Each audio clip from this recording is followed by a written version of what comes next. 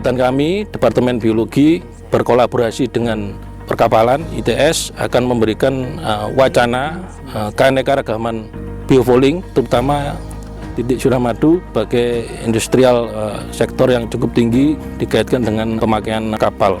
Biofouling adalah makhluk hidup yang biasanya menempel di badan kapal. Ini akan menjadi isu global berkaitan dengan emisi karbon ataupun yang lebih teknisnya kepada konsumsi bahan bakar yang berlebihan.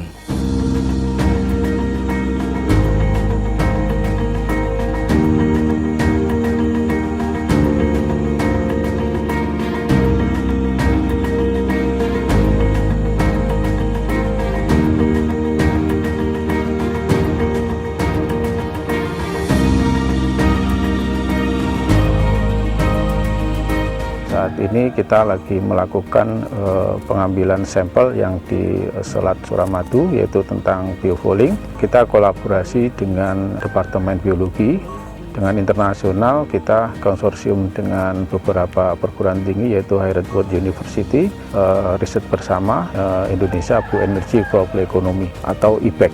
ITS, Departemen Biologi menganalisis tentang biofoulingnya sendiri, sedangkan dari teknik perkapalan berkaitan dengan masalah gaya gesek yang terjadi pada spesimen yang kita celupkan di Selat Suramadu. Sebenarnya di Selat Suramadu ini karena terkait dengan nanti kedepannya untuk kebutuhan marine renewable energy, di mana biofouling di benda-benda yang terapung itu sangat sensitif dibandingkan dengan kapal yang bergerak, artinya berbeda sekali. Kedepannya kita mau mencari data dari spesimen ini dibandingkan dengan simulasi computational fluid dynamic, di mana nanti ada validasi sehingga dapat menjadi referensi kalau kita menganalisa tentang pengaruh resisten pada kapal akibat pertumbuhan biofouling pada lambung kapal ataupun dari benda terapung seperti benda-benda marine renewable energy.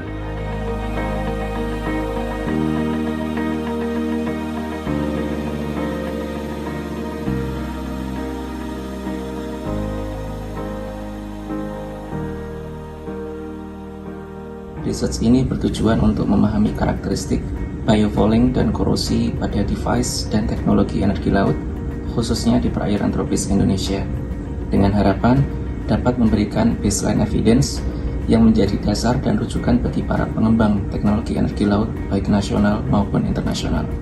Baseline evidence ini juga diharapkan dapat memberikan rekomendasi bagi pengambil kebijakan dalam menyusun roadmap R&D energi laut untuk tidak hanya fokus pada energi efisiensi dari teknologi yang dikembangkan, tetapi juga mempertimbangkan material and environmental aspects yang dapat mempengaruhi durability and longevity dari teknologi itu sendiri.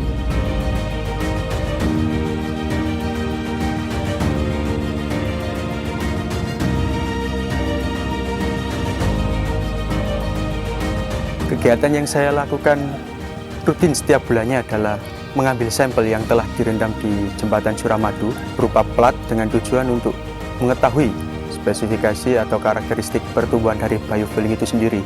Frame terbuat dari bahan PVC dan kemudian plat-plat yang sebagai spesimen uji ditempel.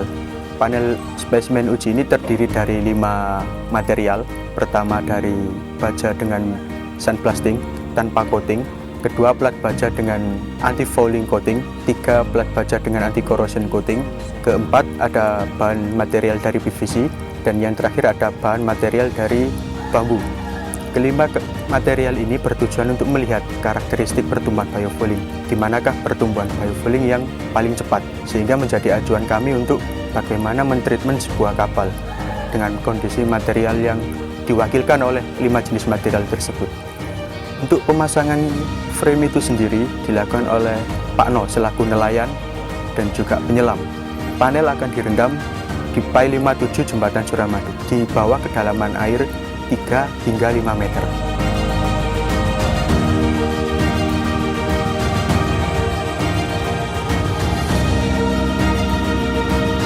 Kali ini saya ada kegiatan sama bapak-bapak dari TS untuk pengambilan frame.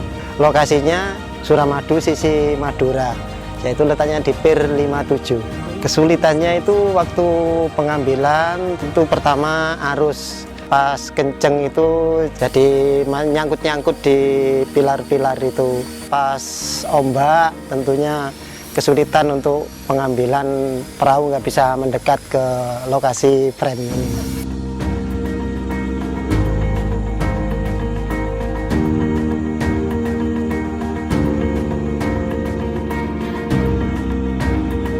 Saat ini untuk penelitian yang kita lakukan adalah kita sedang mencoba untuk mencari senyawa pengganti tributyltin.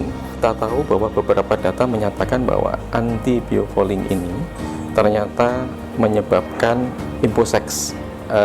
Dia tidak bisa melakukan reproduksi seksual, yang artinya dalam konteks ekologi dia dinyatakan punah secara ekologi. Oleh karena itu kemudian kita mencoba untuk mencari substitusi dari tributyltin ini dengan menggunakan senyawa-senyawa yang bisa kita peroleh dari alam.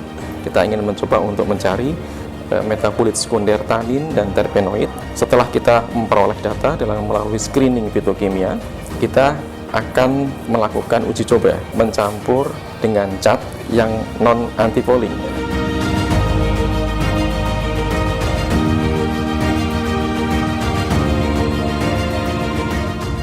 Dalam pengambilan data, beberapa parameter kunci yang ditentukan diantaranya adalah menggunakan beberapa jenis material yang berbeda, mengatur durasi submersion di dalam laut, dan juga menentukan jarak kedalaman submersion dari permukaan laut. Kemudian, agar data yang diperoleh juga statistically robust, masing-masing material yang berbeda tadi direplicate sebanyak 3 buah untuk masing-masing frame dan kemudian ditempatkan secara random di dalam frame. Untuk research ini berada di Indonesia, maka tentunya diperlukan sebuah kolaborasi dengan institusi di Indonesia. Saya berkolaborasi dengan para peneliti dari Institut Teknologi 10 November ITS Surabaya, yaitu dari Departemen Teknik Sistem Kapalan dan Departemen Biologi.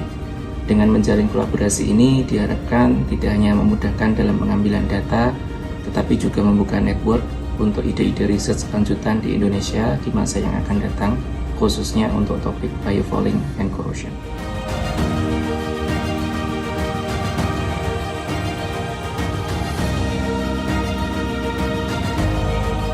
Dan tentunya output kami adalah memberikan sebuah rekomendasi list keanekaragaman biofouling yang kami temukan di wilayah Surabaya.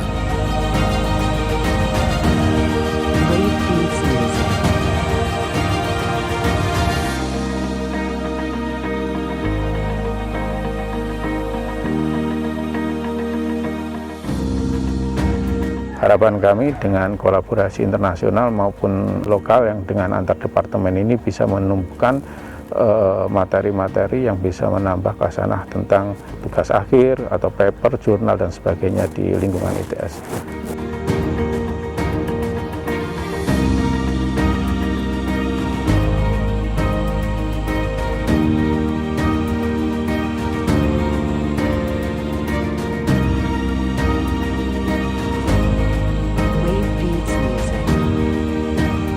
Yang kita harapkan nantinya akan bisa mengetahui kira-kira seberapa efektif cat yang kita campur dengan metabolit sekunder yang kita peroleh dari daun mangrove untuk bisa memperoleh cat yang nantinya bisa kita gunakan sebagai cat pengganti yang saat ini beredar di pasaran yang kita tidak berharap akan menyebabkan terjadinya imposeks pada makhluk hidup yang ada di perairan laut.